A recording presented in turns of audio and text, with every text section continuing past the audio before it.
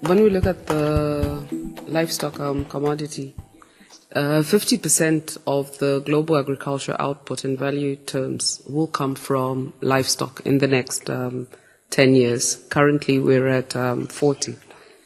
When we go to the region, SADC holds about 6% of the world's cattle population, but produces only about 3% of the world's beef. Of this, 35% is held by Tanzania, with a herd of about 35%, but produces only about 15% of the region's beef.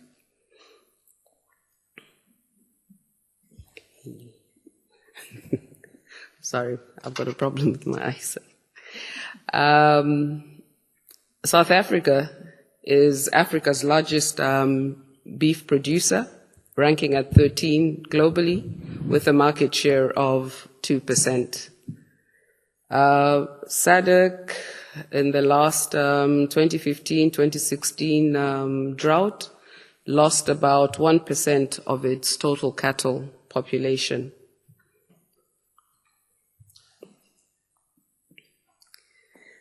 Okay, so I think earlier on today, I think we did explain that Southern Africa Regional Roundtable for Sustainable Beef is a regional story. Just some information, we've got Malawi, and when we look at Malawi, one of the things that we're looking at is disease control, as well as production and productivity, improved productivity. Mozambique, we will be looking at improving the production and productivity and also the product, which is the meat. But at the same time, we need to increase the numbers because this is a country that's, I think, mainly importing from South Africa. Zambia is a situation where, while we do have large commercial entities, but I think amongst our smallholders, there are issues of disease control, as well as improving the productivity of most of our farmers. Namibia exports to the EU, but what we find is there is quite a number of animals that are in what we call the red zone, and this is an area that we need to work with to see how we can get that meat out, either for export within the region or to the international world. Swaziland was exporting to the EU, but because of FMD, they are not exporting. So FMD, I think, as was told, is something that we need to work with and see how we can, I'm not sure if we can eradicate it, but work around it and be able to export, but also reduce the amount of effect that it has on our livestock movements and the effect that it has on the meat industry in the region. Botswana also has issues with FMD, but it's also one of the other countries that is able to export to the EU. They have a quota with the EU, so we need to help them and see how we can increase the number of animals that are able to access this market. Zimbabwe, FMD comes in as well, but apart from that, we also see tick-borne diseases being quite on the rampage right now. So we're looking at how we can work with them as well and see how this can be controlled. As was earlier said, Southern Africa is one group to a certain extent in terms of the people. What we can see from this farm, which is from this map, which is shows us the people that have lived there for years, the different kingdoms, and their migration. So what you find is the people that you find in Zambia, you'll find groups of them in Southern Africa, you find groups of them in Zimbabwe. So basically, let's just explain that we are one people, but living in different countries today. Thank you. When we look at the most high producing countries in the SADC region, we have South Africa as the highest, followed by Zambia, then Botswana, Zimbabwe, and Namibia.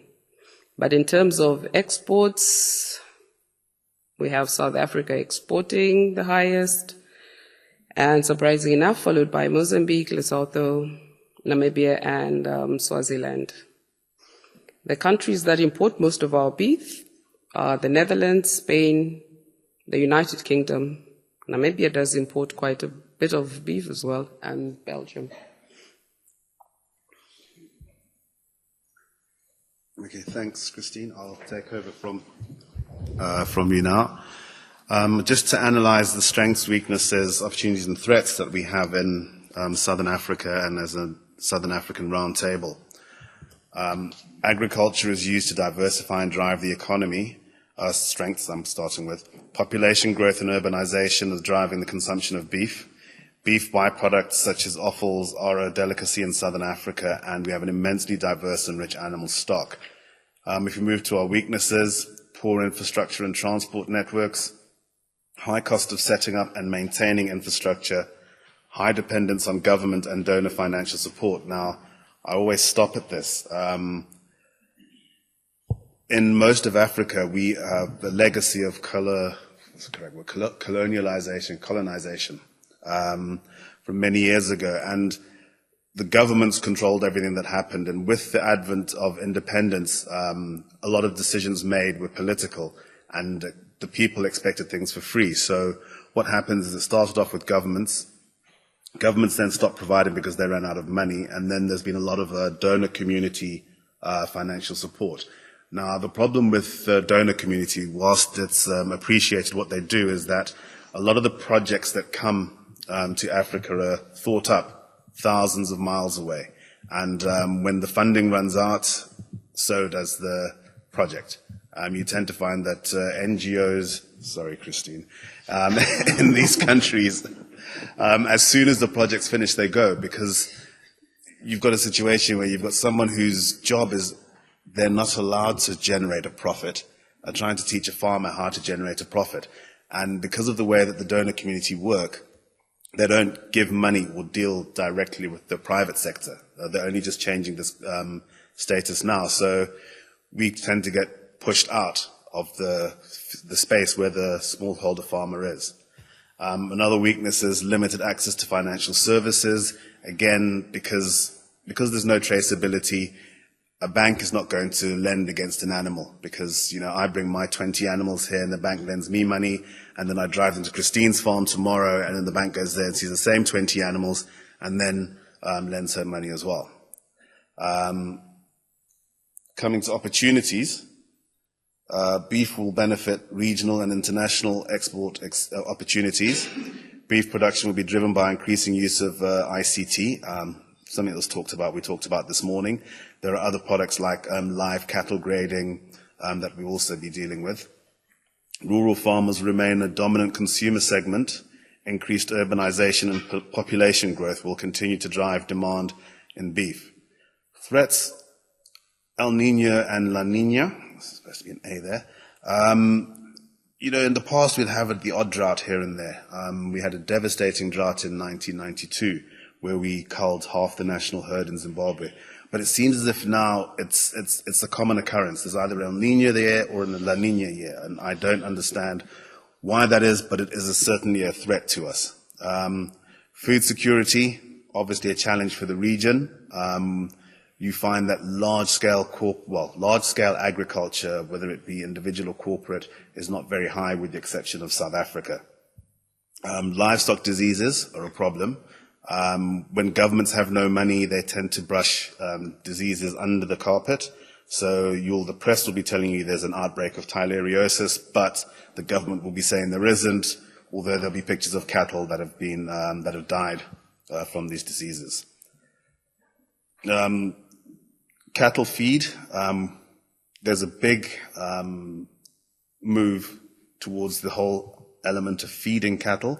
And with maize, we've got the armyworm, which is wreaking havoc amongst our farmers. And the last one, of course, the biggest threat is the fact that people keep cattle as a measure of prestige and not as an economic asset. The market chain of cattle and goats in Zimbabwe, the constraint, this is pretty straightforward. It's information is the biggest problem we have, but it seems as if legislation and everything points to trying to keep the communal farmers out of becoming commercial cattle farmers.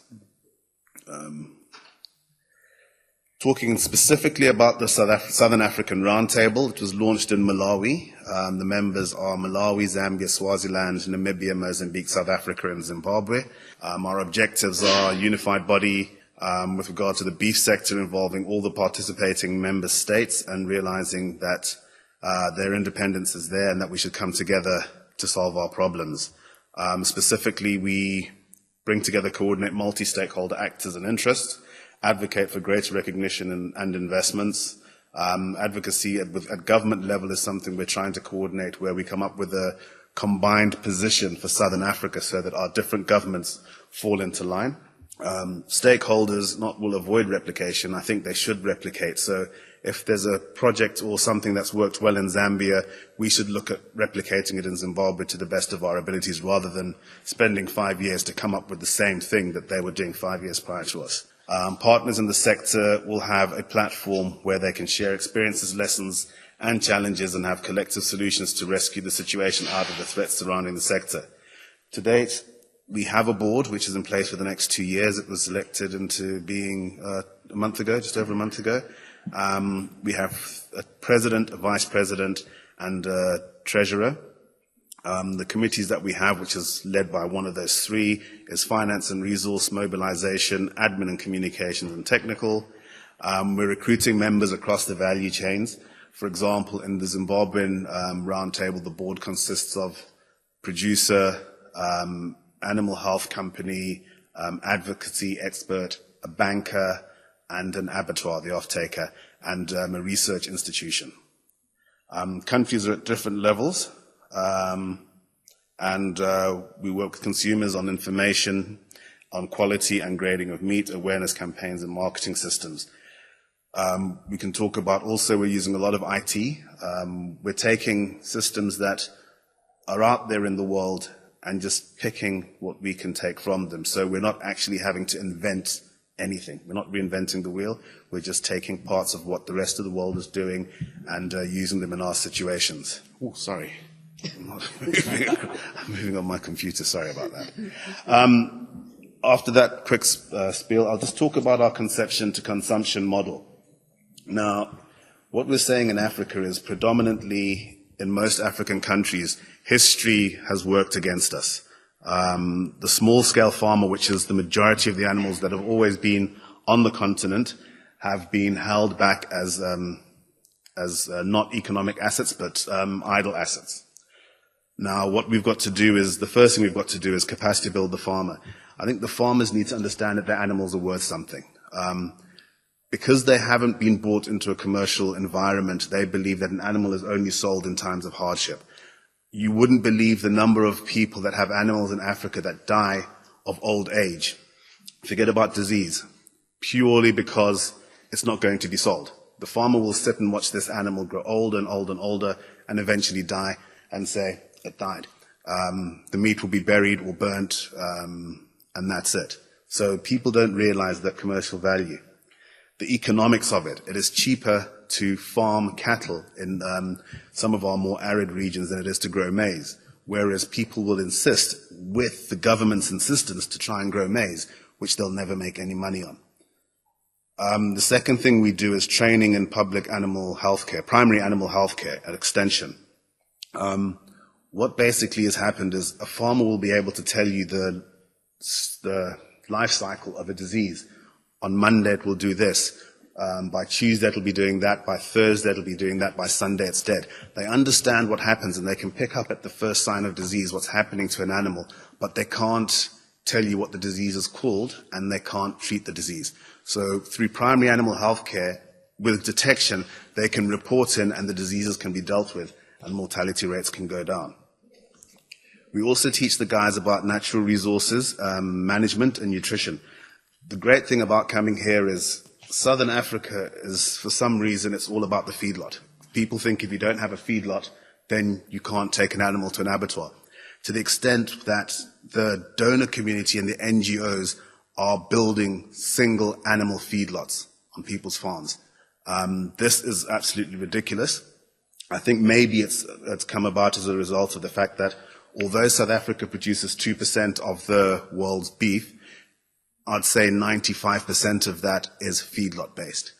They have massive feedlots down in the Free State at Sparta, at Karen, where they hold 40,000 animals at a time that are being fed for the market. We have lots of grass in Africa. It's just a question of managing it, making sure there are no veld fires, people burning the grass every year to plant their maize, and we'll succeed on that behalf, on that regard. Genetics, interesting thing I learned a few weeks ago, which I didn't realize, and has come out in today's presentation, is that African cattle produce the most greenhouse gases. Now, that, I believe, is as a result of the inbreeding and the genetics. Our feed conversion is not very good. One of the things we do in our conception to consumption is we introduce bulls and a little bit of AI into the community. By breeding for animals that have better feed conversion, we're saving the environment, not eating as much grass, and therefore improving the herd. On animal health, we make sure that the farmers have access to the correct drugs. I'm a bit dishonest here because I do have an animal health company, so it's part of my bottom line to make sure this does happen. Antimicrobial resistance is a big thing. You'll find that in a lot of countries in Africa, because of the laws are there, but there's a lack of control. And what happens is you walk into a shop and you can get your antimicrobials and pick them up off the counter and go and inject all your animals. So there's a lot of training to make sure that that's not being done. And finally, we have markets, direct access to markets. What's happening is farmers are because they've been told their animals aren't worth anything, they normally sell out of desperation. They need to pay school fees, somebody's gotten ill and needs to go to a clinic or a hospital. And what that has created is middlemen who come into these rural areas, some of them to buy one animal with a single cab pickup truck. And they'll buy an animal for $50, take it to the abattoir gate and be paid $500 to $600 for that same beast. The farmer is not incentivized to be in commercial production. So what we do is we bring the market to the farmers. So we take the abattoirs to the rural areas to get them to work with the farmers and buy cattle at the right price. The other thing we saw yesterday was camera grading. I mean, how great is that? In Africa, the problem is your animal passes the abattoir gate. I'm talking about if it's a rural farmer sometimes, and he's been told to feed it for 90 days. He's done that, but that's been sub-economical, and he gets a small amount of money because they deduct the amount of feed that they've given him, because the abattoir will just give you the feed regardless. And he doesn't understand. He thinks he's been cheated. But with the systems we've been seeing here, I understand it's mandatory in Ireland that cattle are graded by camera. At least the farmer will know that, look, this is what my animal graded at, as opposed to it disappears through the gate and that's the last you see of it until you're told how much you're being paid. That's basically what we do, and we're also working together as a region to advocate for change. I mean, Christine's got a few quick wins she was going to talk about.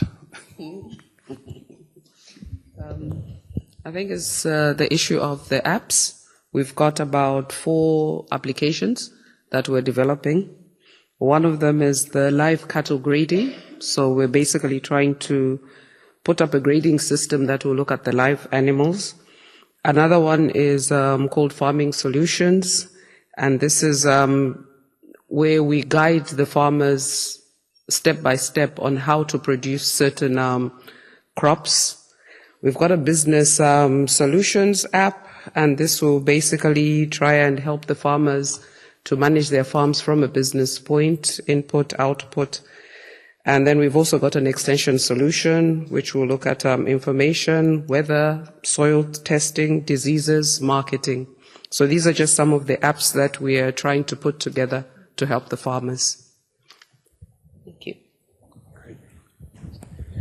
Max and Christine, just a fascinating front row vantage point of an area that I think we all agree has amazing potential, and to hear it firsthand is just incredibly worthwhile. So do we have some questions for Max or Christine? We probably have time for two right now. One or two. Thank you. I think you like it. Okay, I'll go first. I was going to ask this last time. I'm just curious, and the EU I think will be similar because you have different countries all together. So what are the difficulties you run into? Obviously, you have other challenges as a region, but what are the specific issues you run into when you're trying to work between countries, with multiple countries? Actually, funnily enough, it's not so bad when we get round a table. We throw around this whole, Christine mentioned it earlier, this Ubuntu thing, and we all say we're all brothers and sisters, so let's all work together, start the meeting, and it tends to go quite well. I think we're quite lucky that we don't have any big egos as such on our boards, so people don't try and dominate. We do discuss things and get them through. But I think what we're trying to do is make sure that we have a common vision, a common purpose, and that animals can cross freely between countries and we can export, etc. I think with the EU, I think it might be a lot easier because they've already got rules and regulations with regard to the European Union. So we don't have too many problems. No, what we do is we have different statutory issues, but we deal with them. I think the other advantage that we have is we've got the SADC, because the southern region all belongs to the SADC protocol. So whatever it is that we discuss and put together, we will have the audience of going to the SADC to present. And right now, as Max has said, we haven't run into any issues or problems, whether it's from a regulation point. Max, this morning you spoke fairly eloquently about Southern Africa needing to lead itself and not relying on others, and kind of breaking the mindset of, putting the hands out and asking. What do you think is the first step to transcending that? From one point of view, obviously it's from the farmers themselves. It's teaching them that the animals have a value, but I think it's more coming to functions like this and events like this and basically saying, we're not sticking our hand out. You guys have done the work, you've got the data, you know how things work. We're saying, please share that with us. If we have an issue, help us. My business partner on the pedigree breeding side said to me, Max, when you go to Ireland, please bring some Simmental semen back. So it's understanding that there's good quality animals out here and things have been done, and we'll look at the breeding values and all that, and I've been told the name of the company and be able to buy some semen and take it back. I'm not saying donate it to us. I'm saying let us come and buy it and take some of your genetics back to where we come from. Advise us, give us technical assistance, but don't give us money. This may sound very odd. Teach us to fish. Pete. Hi, Pete Garber. I head up the McDonald's agriculture team in the UK and Ireland. And when we're talking about farmers, we work with over 20,000 beef farmers across the UK and Ireland. And you guys must work with a huge amount more farmers. Yeah. And they all have diverse opinions. But farmers are at the heart of being able to change practices and deliver the sustainability that we all require within beef production. How do you find that that's received by farmers, these kind of messages? Have you got a groundswell of support from farmers, or do you see momentum building, and are you able to create farmer advocacy amongst farmers? Because I find that's the best way that farmers will take on the message. What we do is the NGOs, as they are very good at mobilizing the farmers, because you call the farmers to a meeting. If an NGO calls them, they think there's something that's going to be given to them. We then come along and preach our sermon about conception to consumption and what we want to do with the farmers. And invariably you'll find that initially in a crowd, let's say a crowd of 100 people, you will find 5 that are exceptionally keen on it, and you'll find maybe another 10 who are, their ears prick up. But you'll find 85% will just say, yeah, we went there and they gave us a Coke and some food afterwards and walked away. But what thing we do find is that in Africa, people are very visual. And we've seen a lot of it where we've placed bulls in community where the farmer who has the bull, suddenly his progeny are really good. So there's an explosion in terms of the bull's genes going into that rural setting. And then suddenly everybody wants to be part of it. So because cattle is a long process, we're quite used to it. So you get a few people will come on board initially, very keen, and will do very well for us because they will get the best results. And then everybody else wants a bit of the action. Maybe just to add on, one of the other things that has worked for some of the other agricultural lines is the market. So what we hope to work through is establish very clear regulations, clear market policies. And we foresee that once that is done, then we should be able to see a change in people. So you've got the commercial, you've got the semi-commercial. They understand that they're in business. But now we've got the traditional livestock keepers who, as Max say, will sell when there's a need.